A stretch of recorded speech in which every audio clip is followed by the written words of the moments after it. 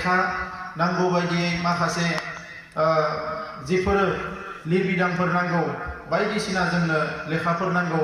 बेफोराव सेमिनार लानानै सावरायनाय लानानै गोबां हाबाफारि लाबोदों। जोंनि ग्रामारनिफ्राय लानानै टेक्सट बुकनिफ्राय लानानै टिचार एपइन्टमेन्टनिफ्राय लानानै गासैबो जेंनाफोरखौ बोस्रांनो थाखाय बर' थुनलाइ आफादनिफ्राय खामानि मावबोनाय जादों।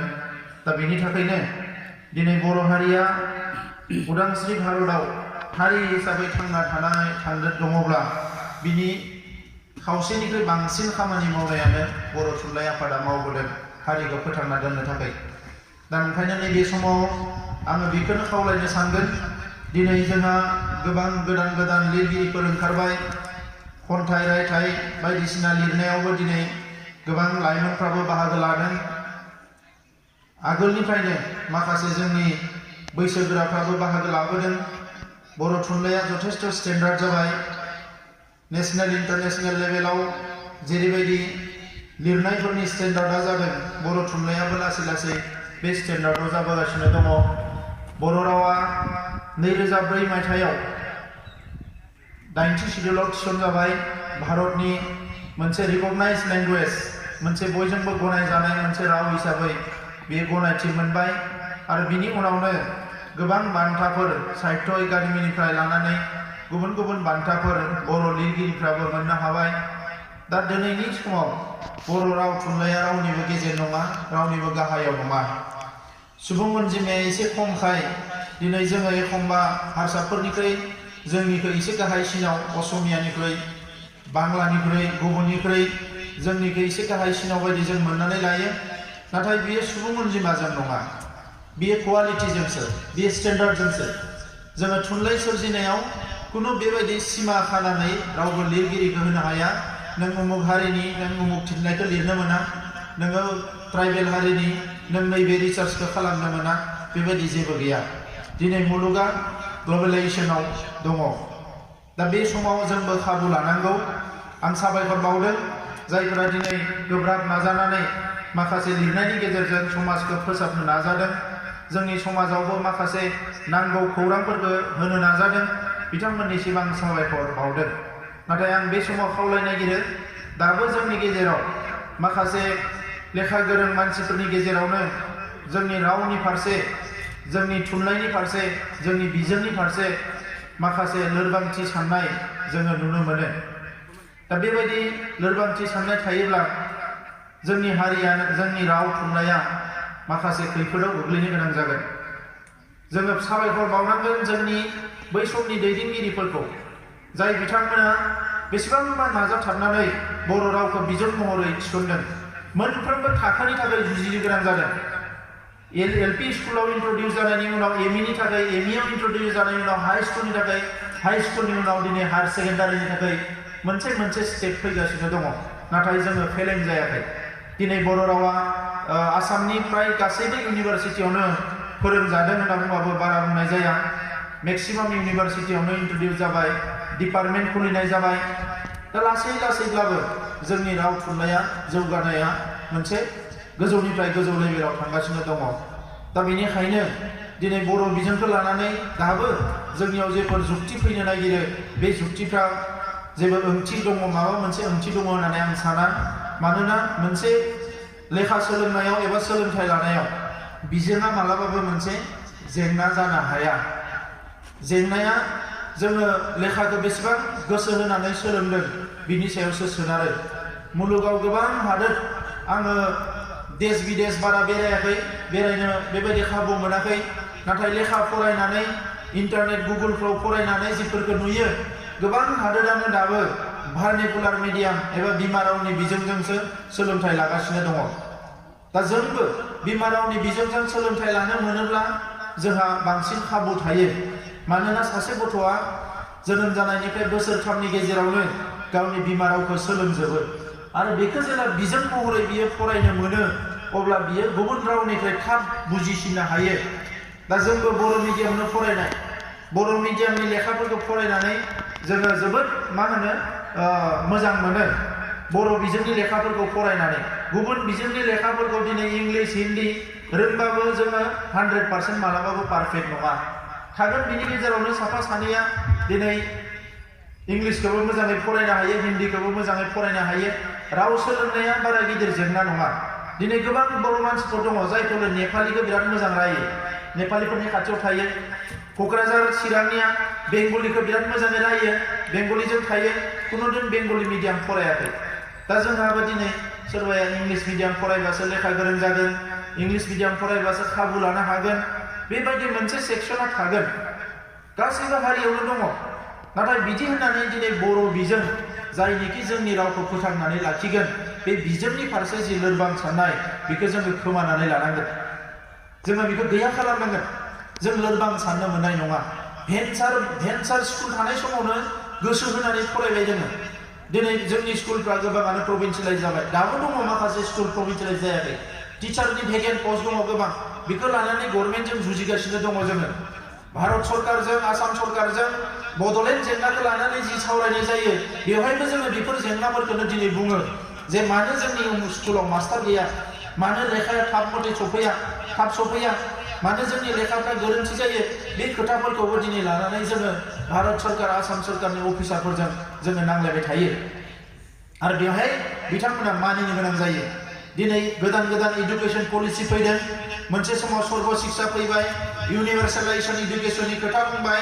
आरो भारतआव जे RTE जाबाय राइट टु एडुकेशन एक्ट बेवहाय बुंदों जे गुदि फरायसालियाव बयबो बिमा रावजोंनो फरायनो मोननांगौ होननानै बिमा रावजोंनो फरायनो मोननांगौ दा बेबायदि समाव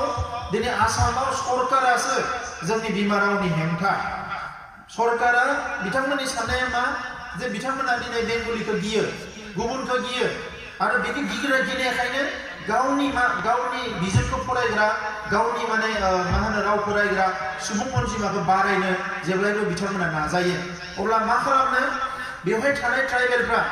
दिनै मिसिं राभा टिवा गासैबो गावनि रावनिसो बिजों जुदि बयबो लायोबा बे बिजोङावसो फरायोबा गावसोरनि बिजोंखौ फरायग्राया खम जालांगोन होननानै गिनानै सरकारा गावसोरनि आखायाव थानायखाय जोंनि बिजोंफोरखौ फोथैनो थाखाय बिथांमोना नारा नाथा नाजायो जायनि थाखाय सेपारेट डाइरेक्टरेट बिबोबाय बेसेबा गोबाव होनोबो होनबाय तरुन गगैया खेबनै खेबथाम डिक्लेयारबो होबाय बिनि उनाव फैनानै मोनसे सेल दानानै होबाय दा बे सेलाव अफिसार गैया मा गैया फैसा गैया खामानि मावनो हाया बिथांमोनाबो मिथिखायो इडुकेशन बायदि बेसेबा गिदिर जि साबजेक्ट जेराव LP स्कुलनिफ्राय इउनिभार्सिटिसिम नायनांगौ मोनसे सेला नायनाया सम्भब नङा बियो मोनसे सेला मालाबाबो नायनो हाया दा बेखौ मिथिसेयावबो बिथांमोना दिनै सेल होनानै बेखौ आनजाद नायग्रो मावनो हायो ना हाया हायाबा जों उनाव सानफिनगोन दिनै सानफिननायनि सम नङा बियो दिनै खामानि मावनायनि सम वर्ल्डआव इडुकेशननि सायाव बेस्टनिफ्राय बेस्ट रिसार्च जागासिनो दङ मानसिफ्रा दिनै बबेबायदि सोलोंथाइखौ लायोबा जोंनि गथ'फ्रा साख्रि बाख्रि मोनगोन जोंनि गथ'फ्रा खाबु लानो हागोन जोंनि फरायसाफ्रा माने मा होनो माल्टि टेलेन्टेड जानो हागोन साइन्स टेक्न'लजियाव दावगानो हागोन बै साबजेक्टफोरखौ बै कारिकुलामफोरखौ इन्ट्रडिउस खालामनायनिसो दिनै बयबो बेस्थ' जादों रिसार्च खालामनायावसो बयबो बेस्थ' जादों नाथाय बेबायदि समाव दिनै जोंहा बिजोङा थांगोन ना थाङा लेखा मोनगोन ना मोना मास्टार मोनगोन ना मोना डाइरेक्टरेट नांगौ होननानै जुजिबाय थानाया बेखौ जोंखौ बेस्थ' खालामनानै दोननो नागिरदों जाहाथे जोङो मोनसे लेभेलनिफ्राय गोजौआव थांनो हाया दा ओंखायनो मानगोनां रायजोफोर जोंबो बेखौ चेलेन्ज हिसाबैसो लानांगोन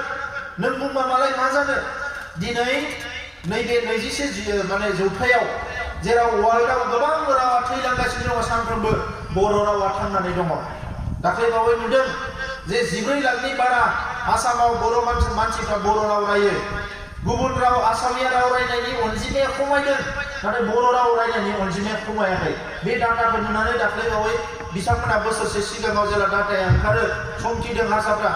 बोरै जोंनि राव रायग्राया खमायलांखो होननानै दिनै बिथांमोना मा जादों आरबानाइज जादों हारसाफ्रा बांसिन आरबानाइज जादों आरबानाइज जानाय लोगो लोगो मा जादों आरबानाइज माने टाउन सहराव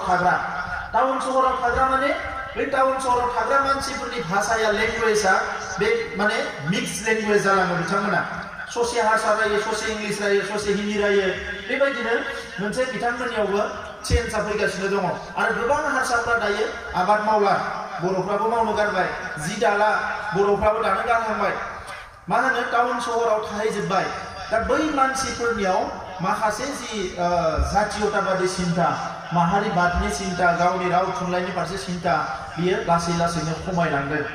दा जोंनि हारियावबो सोरबाया प्रफेसार मावदों बर' डिपार्टमेन्टआव सोरबाया माबा खालामदों लिरदों थुनलाइ आफादनि लिडार जादों एबसुजों सोमोन्दो दङ बै मानसिफ्रासो एसे थाबाय थायो जोंनि मानसिफ्राबो सोरबा टाउन सहराव न' लुनो लाहैबाय जातिजों सोमोन्दो गैया बे मानसिफ्राबो लासै लासै रावफोरखौ रायनो गारलाङो नाथाय बै साब्रैसो मानसिनि थाखाय जोंहा हारिया नार्भास जानांगौ जेबो गैया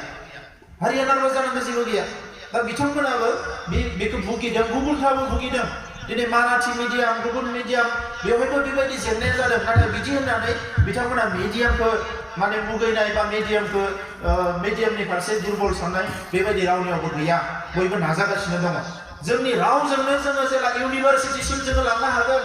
जोंनि रावआवनो जेला साइन्स टेक्न'लजि एस्ट्र'न'मि जेसेबां रिसार्चनि खामानि जायो जोंनि रावजोंनो खालामनो हागोन अब्ला जोंनियावबो मा जागोन जोंनि रावाबो बयजोंबो गनायजानाय जागोन दिनै जों बे लेभेलाव लांनांगोन दिनै बेफार फालांगिनि राव जानांगोन जोंनि ओनसोलाव जोंनिया अफिसियेल राव जानांगोन लेखायावल' लिरना थाबा जानाय नङा बिटिसि सुक्तियाव लिरनाय दङ बे बर' रावा माने अफिसियेल राव जोंनि मानसिफ्रा बाहायनो नागिरा एप्लिकेसनखौ बर'जों लिरनो नागिरा बेबायदिबा जानाय नङा मोनसे ओनसोल थागोन बे ओनसोलाव जेरावनोखि पियरलि जोंनिया सोलिगोन मालाया बुंबानो जोङो नार्भास जानाङा सोरबा बर'फोर माबाफोर ओंखारना बुंबाय नै बर'फ्रा ओरै बर'फ्रा ओरै जोंहाबो नार्भास जानोसै मानो नार्भास जानो बर'फ्रा बिदिनोखा आरो बिनिखायनो सोमावसारदों जोंनि रावा थांनांगौ जोंनि थुनलाइया थांनांगौ जोंनि हारिमुवा थांनांगौ जोंनि हाया रैखाथि मोननांगौ जोङो मोनसे मा होनो उदाङै गावनि हारिखौ गावनो सामलायनो दैदेननो हानाय जोंनोबो मोनसे राजनितिक बेबस्था नांगौ होननानै जों सोमावसारदों आरो बेखौ मालाया गावनि रावजों फिदिंनानै बुंनानै जोंखौ राजनितिक खालामोबा सिगियोबा जोंखौ माने एसे सेप्टिकेल गावनिल' सानग्रा बे लाइननि बुंबानो जोंखौ नार्भास जायोबा बे जानाय नङा दा ओंखायनो मानगोनां रायजोफोर आं गोलाव खोथा बुंनो सानाखिसै दिनै जोंहा इउनिभारसिटि लेभेलाव गोबां फरायसाफोरा दिनै दङ आरो हायार इडुकेसनाव जोंहा माने फासयनानै थायाखिसै बर' डिपार्टमेन्टजोंनो गोबां ओंखारबाय साख्रिया बर' सोरबा बुङो बर' डिपार्टमेन्टजों एमए पास खालामबा बर' मिडियामावल' प्रफेसार साख्रि मोनो बेथ' नङा एमए पासनि गोबां साख्रि दङ बिजोंनो थांना थायाबा मा जागोन दायो बिजोङा दिनै बर'नि साख्रि मावग्राफ्रा हाइस्टआ मास्टार आरो बर' बिजोङानो थायाबा बोरै जानो बेलाय दा मास्टारफोरनि थाखाय बिजोंखौ लाखिनांगौ होनाखै आङो रावा थांना थानांगौ बा बिजोङा थांना थानांगोन लिरग्रा थानांगोन फरायग्रा थानांगोन मालायनि बिजोंजों लिरै सोरबा बुंनो नागिरो बैसोरनिया रमान लानायखाय हामबाय उमुकने लानाय हामबाय न' जि लाबाय जोंहा 40 बोसोरनि मोनसे जेनेरेसन ओंखारबाय बे 40 बोसोरनि जेनेरेसना ओरैनो नङा बे 40 बोसोराव दिनै बर' बिजोंनि जोंहा बेसेबां मोनसे गोख्रों गोग्गोम मोनसे खुन्थिया माने मोनसे जेनेरेसन ओंखारबाय जोंहा आरो बियो गोजौथिंल' थांनांगौ दिनै देबनागरी स्क्रिप्टआवबो जेबो प्रब्लेम गैया माबा माबि हांखोनि एसे प्रब्लेम जादोंमोन दिनै सेमिनार खालामनानै मा खालामनानै लासै लासै फोजोबजोब्बाय टार्मिनोलॉजी ओंखारबाय दा नैबे समाव गोनो गोथो साननांगौ जेबो गैया आङो बयखौबो खावलायदों जे सोरबा उदाहरन होयो आमखानि फिसा थामखानि फिसा इंलिस फरायदों जायफ्रा इंलिस फरायबाय साख्रिखौबो इंलिस मिडियामाव लाहैखानांगोन बर' मिडियामनि साख्रिखौ जाहाथे जाया आं बेखौसो खावलायनो नागिरो जाय गार्जेना गावनि गथ'खौ इंलिसाव होबाय बियो मरेलि गोसोजोंनो थिग खालामना लाखादो जे जाहाथे आंनि गथ'आ बर' मिडियामनि साख्रिखौ जाया दा बिदि होननानै बयबो इंलिस मिडियाम फराय साख्रिखौ इंलिसाव लाहैयो आं बेखौ बुंनो नागिराखै इंलिस मिडियाम फरायनानैबो आरो फैफिननानै बर' मिडियामनि साख्रिखौसो जानो नागिरो ओंखायनो दिनै बर' मिडियामखौहाय इंलिस मिडियाम खालाम होननानै बुंनो नागिरो बर' बिजोङावबा साख्रिखौ मावनो हाला नालाय इंलिस मिडियामाव फरायबाय इंलिस मिडियामाव फरायनानै आइएस जाहैनांगौमोन डाक्टार इन्जिनियार जानांगौमोन जायाखिसै आदायावनो गिदिंना फैफिनबाय दानिया बर' मास्टारबो जानो हाला बेयो दा बैखौ गिनानैनो साफा सानैया बुंबाय मा इंलिस मिडियाम जानांगौ बे मालाबाबो जानो हाया रायजोफोर दुलाराय बर' फरायसा आफादा जों बेखौ मालाबाबो समर्थन होआ दा जोबथारनायाव गुबुन खोथा बारा बुंनो सानाखै आङो रायजोफोर सावरायनाय बाथ्रा खोनाबाय थादों डिसकासन जादों माबा जादों एकता जोंसो जागोन बैसोरजों जाया गाबोननो जानोसै समफोरनो जानोसै मास मोनसे उनावनो जानोसै बायदिसिना खोथाया बड'लेण्डनि अख्रांनि बाराव गिदिंगासिनो दङ आरो बिराद ग्रुप डिसकासन जादों मैया सावरायनाय जादों दाख्लै सावरायनाय जादों जोंनि लिडारफोरजों ओरै मोजां रायलायदों दिल्लीनि मानसिफ्रा जोंनि लिडारफोरजों ओरै रायलायदों आसामनि चिफ मिनिस्टारा आमखा मिनिस्टारा थुमखा मिनिस्टारा बिराद कल्पना सोलिगासिनो दङ बड'लेण्डनि माने अख्राङाव बाराव बेफोर खोथाया गिदिंगासिनो दङ नाथाय रायजोफोर बियो जोंनि गेजेरावसो साननानै लानाय मा होनो बिफाङाव खान्थाल गुस्थियाव थाव फोननाय होनो हारसायाव जोंहा बर'आव मोफौ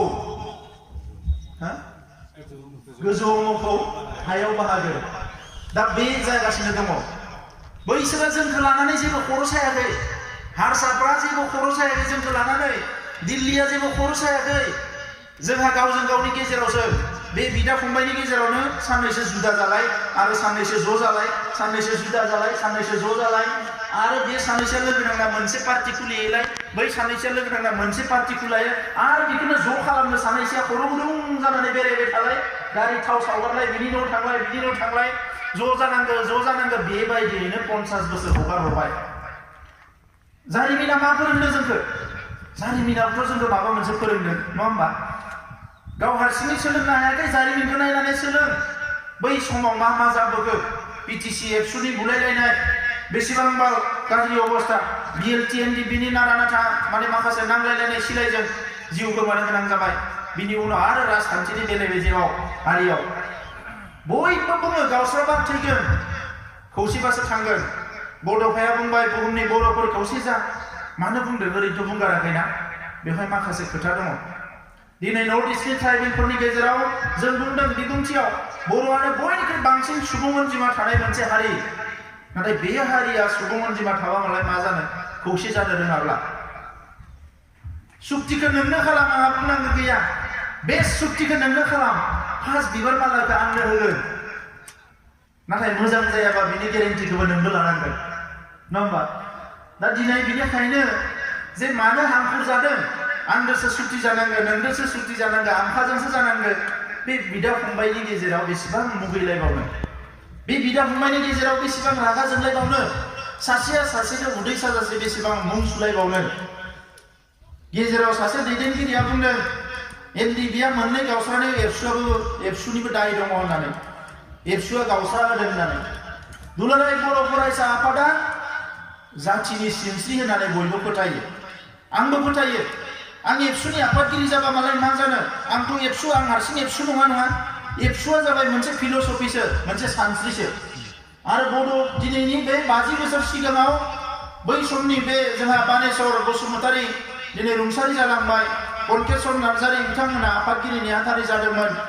नाथाय बिथांमोनजों लोगोसे जेसेबां दैदेनगिरिफोर दङमोन सोरबा थैबाय सोरबा दङ बिथांमोना माबायदि थासारियाव एबसुखौ जोनोम होदोंमोन दिनै एबसुनि जारिमिनखौ स्टाडि खालामबासो मिथियो आरो दिनै एबसुनि मावथि हिसाबै आंबो बेखौनो स्टाडि खालामबाय थादों जे सासे बिबानगिरि जानानै आङो खाथियाव थानानै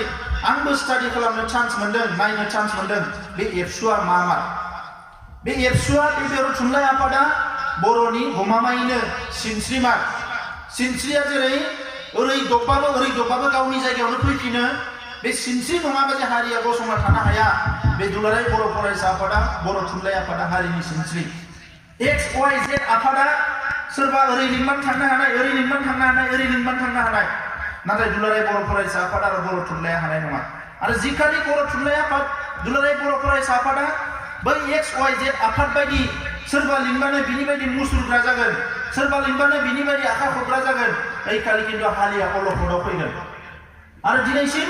बेनिखायनो दुलाराय बर' फरायसा आफादनियाव बेबायदि खुनु एजेन्डा गैया बिदा फंबायनि गेजेराव गावस्रा होलायनाय बिदा फंबायनि गेजेराव नांलाय होलायनाय जेसेबां हायो जोङो खौसे खालामनो नाजादों जेब्ला क'क्राझाराव गल्डेन जुबलिनि माने जोंनि जथुम्माया जागायो बे जागायनायाव जों बयबो लिडारफोरखौ लिंदोंमोन आरो बेवहाय जोंहा जेराव दङ मानगोनां रन्जन दैमारि बिथाङाबो बेयाव बाहागो लाफैदों गबिन्द बसुमतारी बिथाङा दङ सानसुमा खुंगुर बसुमतारी दङ इउजि ब्रह्म दङ रोंगोरा नार्जारी दङ आरो जोङो बेवहाय हाग्रामा महिलारि बिथांखौबो लिंहरदोंमोन जे बोरैबा दुलाराय बर' फरायसा आफादा जिहेतु हारिनि मोनसे आफाद बे आफादनि गल्डेन जुबलियाव फैनानै बयबो खौसे जानांगोन आरो खेबसे बयबो गोरबोजों गोरबो गोबालायनो हायोबा आखाइ हमलायनो हायोबा एसेबाबो जाहाथे जोंनि गेजेराव गेबा जोबो जोंनो इउनिटिखौ मानो नांगौ सावरि बादालि जानो ओंखाम जानो पिकनिक जानो जोंनो इउनिटिखौ नाङा बर' हारिया थांना थानो थाखाय जोंनो इउनिटिखौ नांगौ गोबाङानो सानो माने बे पिकनिक जानो पार्टि जानो ज' नांगौ माने बर' हारिखौ खौसे नांगौ बे नङा बर' हारिया मुलुगाव थांना थानो थाखाय खौसे नांगौ जोंनि थट्स एन्ड आइडियासफोर जोंनि सान्थौ सानस्रिफोर जोंनि जायफोरनि एक्सपार्टिसफोर ब्रेन मेलेम बे साननाय हनायफोरा खौसे जानांगोन अब्लासो हारिया जौगागोन आंहा दाबो फोथायनाय दङ बर' हारियाव सेक्रिफाइस खालामनो हाग्रा मानसि दङ बर' हारियाव डेडिकेटेड मानसिफोर दङ बे बर' हारियाव हार्ड वर्किं गोब्राब खामानि मावनो हाग्रा मानसिफोर दङ बर' हारियाव जोबोद टलारेट सह्य खालामनो हाग्रा मानसिफोर दङ बर' हारियाव गोबां भिजनारि मानसिफोर दङ इयुननि खोथाखौ साननो हाग्रा नाथाय बेखिनि मानसिफोरखौ दिनैसिमबो इउनाइट खालामनो हायाखै आरो बेनो बर' हारियाव सबसे गिदिर फेलार आरो बेखौ जेब्ला कानेक्टिं डट्स बे डट्सफोरखौ कानेक्ट खालामनो हागोन जोङो चक पेन्सिलजों ब्लेकबर्डआव डट होयो नङा बे डटखौ जेला डट डट डट खालामनानै बोना होगोन अब्ला बेवहाय मोनसे सिन जायो मा होनो लाइन जायो दिनै बर' हारिनि डट्सफोरा हारसिं हारसिं दङ ओंखायनो बेखौ मोनसे बिन्दो बायदि नुदों मोनसे कमा बायदि नुदों जेला बे डट्सफोरखौ मोनसे दौलेङाव लाबोनानै मोनसे लाइनाव फैजोबगोन अब्ला खिन्थु बिराद गिदिर मोनसे मा नुगोन बेखौ मोनसे लाइन बायदि नुगोन बेखौ आरो अब्लानो बियो जोंनि हारिनि थाखाय मोनसे इन्जुर जागोन जोंनि हारिनि थाखाय बेनो बेसेबा गिदिर मोनसे शक्ति जागोन आरो बे शक्तिखौ दिनैसिमबो जोङो सोरजिनानै लानायाव फेलार जागोन दा बे खोथाया दिनैबो जोंहा साननांगौनि सम दा दिनै बिटिसि सरकार दङ डेभेलपमेन्टआ मा जादों मा जायाखै बयबो नुदों हारिनि माखासे जिखिनि साबजेक्टफोर दङमोन राव थुनलाइ जौगानाय हिउमेन रिसोर्स जौगानाय मा मावदों मा मावाखै बयबो नुदों आरो बेजों लोगोसे रिभलिउसनारिफोर सोरबा हाग्रायाव दङ सोरबा न'आव दङ सोरबा डिजिटेल केम्पआव दङ दिनै जोंनि खामानिया मा वी मास्ट बी इउनाइटेड सोरबाया सोरखौबा गाज्रि मोननो हानाय पार्सनेल लाइफआव बियो मेटार नङा थांनाय इलेक्सनाव बिटिसिनि चिफ बिथाङा आंखौ बायदिसिना खोथा बुंदों आंबो रिप्लाइआव बिथांनो फिन होनायाव बायदिसिना खोथा बुंदों जेब्ला रायलायनायनि खोथा फैबाय रायलायनो थाखाय जों जिरायदों खौसे जानांगौ हारिया खौसे जानायखौ जोंबो लुबैयो नाथाय बयहाबो राजखान्थि एजेन्डाखौ लानानै जुदि गावनि एजेन्डाफोरखौ आन्दोआव दोननानै जुदि सिगांबोयोबा अब्ला मालाबाबो खौसेया जानाय नङा दा ओंखायनो बर' हारिनि थांना थानांगौनि बुब्लियाव थांना थानांगौनि एजेन्डायाव राजखान्थिया मालाबाबो प्रायरिटि मोननो हाया राजखान्थिया सेकेन्डारि जानांगोन नंगौ राजखान्थिखौ खालामनांगोन राजखान्थि खालामाबा बर' हारिया थांना थानो हानाय नङा राजखान्थि खालामनांगोन सोमावसारनांगोन हारि दानायनि हाबा मावनांगोन रिभलिउसन खालामनांगोन लेखा फरायनांगोन आबाद मावनांगोन रां खामायनांगोन गासैखौबो मावनांगोन नाथाय बिनि सबसे गोजौआव जों साननांगोन जे बर' हारिया खौसे जानांगोन आरो बेखौ खालामनो हायाबा दिनै सोरबा बुंनाल' सेटिसफाइड लानो हागोन आंजों एकता जागोन नोंजों एकता जागोन रायजोफोर नुबायना नागाफोरजों मा जाखो एनएसियानखौ नर्थ इस्टनि माने उग्रपन्थीफोरनि बिफा होननानै बुङो बेखौ गायसनजेननाय एनएसियान दिनै बिथांमोनखौ 22 बोसोर भारत सरकारा थगायबोगासिनो दङ दिनै माबा होगोन गाबोन माबा होगोन देग्लाय ख्रिस्टमासाव होगोन फैगोन ख्रिस्टमासाव होगोन फासयलांगासिनो दङ भारत सरकारा जोंखौ जेरैबायदि गोरबोजों अननांगौ बेबायदि मालाबाबो अना सिस्टेमा कनस्टिटिउसना थिनोखायसो बिथांमोना जोंखौ नायो मानोना संबिधानानो थिनो बे हादोरनि नोगोरारि हिसाबै जोंनि जौगानाय जोंनि रांखान्थि सोलोंथाइ गासैखौबो मोनसे देशनि सरकारा नायनांगौ बिनिखायनो बिथांमोना नायो बिनिफ्राय बांसिन माबा जुदि साननानै लादोंबा बे जोंनिसो गोरोन्थि बिनिफ्राय सिमा बारनानै बिथांमोना मालाबाबो जोंखौ अना दा ओंखायनो बेखौ एक्सपेक्ट खालामनानै लाब गैया जुजिनानै जि मोनगोन नांनानै जि मोनगोन जोङो जुक्ति जुक्तदाजों बादायलायनानै जिखिनि मोनगोन बेखिनिखौल' बर'फ्रा दिनैसिमबो मोनदों अननानै जेबो होआखै जोंनो नङाबा बे रेडिअ सेन्टाराव दिनै 50 बोसोर आधा घन्टाल' टाइम जानाय नङामोन दिनै 2 घन्टा जासिगौमोन टाइमा टिभि चेनेलाव दाबो टाइम मोनालासिनो थानाय नङामोन मालाबानो मोनसिगौमोन जोङो मा मोनखो जोंलाय दा ओंखायनो रायजोफोर बेबायदि होननानै नेगेटिभ जानाङा रावबो हारिखौ जों सुथुर खालामनानै लानो नागिराखै नाथाय गावनि हारिनि खोथा बाथ्राफोरखौ जों सिरियासलि साननांगोन बे समाव आं जोबथारनायाव बेखौनो खावलायनो नागिरदों जे दिनैनि समा बादायलायनायनि सम दिनैल' नङा गोबाव सम जाबोबाय क्वालिटि गोनां मानसिफोर नांगौ जोंनो उन्दै गथ'फ्रा लेखा फरायदों मोजाङै फरायहोनांगोन जौ जुवा बायदिसिनानि खोथा फैगासिनो दङ माबायदि बेबायदि एसेबां माने नेकेड माने गाज्रि अबस्थायाव फैदों बे जोबोद लासिंसिं जादों जेराव मानसिया सिभिलाइज जादों सोदोमस्रिनि थिनि बिजौआव सफैबाय होनना बुंदों बे समाव दिनै जौ जुवाजों जोङो जुजिनो गोनां जादों बेसेबांबा दुखुनांथाव बाथ्रा गेजेराव काश्मीराव जेला अन्थाइ खुबैयो आर्मि पुलिसखौ अब्ला पान्जाबनि मानसिफ्रा बुंदों बे काश्मीरनि सेंग्राफ्रालाय खामानि गैला नामा आर्मि पुलिसखौ अन्थाइ खुबैदों जोंहा हां लानोनो सम गैया खामानि मावनानै होननानै पान्जाबाव ओंखायनो पान्जाबा बेसेबांबा धोनि दा जोंहा बेबायदि सानथ्रोब हरथ्रोब जुवा गेलेग्राबो मानसि दङ जुवा खेला होग्राबो मानसि दङ दिनै जोंनि गोरिब गुन्द्रानि न'खरनि हिनजावसाफोरखौ फानखोमा हरग्राबो मानसि ओंखारबाय बर' हारियाव दाख्लै बावै नोंथांमोना नुबायना सासे भटार्स पार्टिनि आइजो दैदेनगिरिनो रङियाव माने मोननै आनसलिकआ लोगो नांनानै हमदों माबायदि बाव फानखोमाग्रायाबो गावनिनो आरो आइजोबावसो ओरैबायदि दुखुनांथाव दा नंखायनो हारिनि इसिं आरो बायजो मा सोलिगासिनो दङ रायजोफोर एसे खबर ला गावबा गाव गामिखौ गावबा गावनो बें गावनि गथ'फोरखौ गावनो बें बिमा बिफाया दायित्व दङ गथ'आ जेसेबां गिदिर जाथों MA फरायथों डाक्टार इन्जिनियार जाथों गथ'आ बहा दङ बिमा बिफाया खौरां लानांगौ खिन्थु मास्ट उन्दै उन्दै गथ'आनो गाज्रि मानसिनि आखायाव गोग्लैगासिनो दङ जोंहा गोबां हिनजावसाफ्रा हौवासाफ्राथ' जेनथेन हिनजावसाफ्रा गोबां गाज्रि मानसिनि आखायाव गोग्लैगासिनो दङ सानफ्रोमबो एसे खौरां ला रायजोफोर आं नोंथांमोनखौ खावलायबाय सोलोंथाइखौथ' होखानांगोन बेजों लोगोसे आखल आखु दानायाबो जोंनिनो बिबान बर' मानसिफ्रा आखल गैया होनना बुङोबा सोरबा सासेखौ बुंनाय जानाय नङा सारा हारिखौनो बुंनाय जागोन ओंखायनो गोदो गोदायनिफ्राय जारिमिनावबो लिराखै बर' मानसिफ्रा आखल गाज्रि होननानै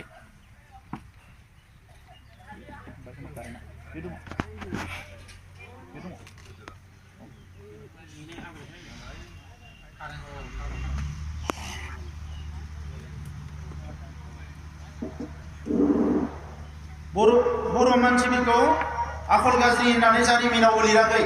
दिनैसिमबो रावबो लिरनो साहस खालामाखै गेजेराव सिलाय लांग्रा बमा होग्रा मानसि बुथारग्रा होननानै सोरबा सोरबा लिरबाय दा दिनै बर' उग्रबादि माबा माबि होननानै चेनेलफ्राव निउसफ्राव ओंखारो बेखौबो जोङो दिनै मोजां खामानि मावनानै खोमोरनो नाजागासिनो दङ दिनै बर' लाइमोनफ्रा गेलेनायनि फोथाराव बेसेबांबा जौगागासिनो दङ बक्सार इन्टारनेशनेल बक्सार ओंखारबाय इन्टारनेशनेल बोरला गावग्रा ओंखारबाय दिनै नेशनेल फुटबल प्लेयार ओंखारबाय दिनै IAS पास खालामदों एसे साफा सानैबाबो IAS पास खालामगासिनो दङ IPS जागासिनो दङ गोबां फिल्डआव मोजां मोजां खामानि मावनानै जोंनि हारिनि सायाव जिफोर बदनाम बेखौ खोमानो बयबो नाजागासिनो दङ जोङो नाजानांगोन रायजोफोर मोनसे गाज्रि खामानि मावोबा 10टा मोजां खामानि मावनांगोन अब्लासो नोङो बे गाज्रि खामानिखौ खोमोरफिननो हागोन दा बेनिखायनो नैबे समाव जोङो साननांगोन जे बबेबा जुदि जोंनि हारिखौनो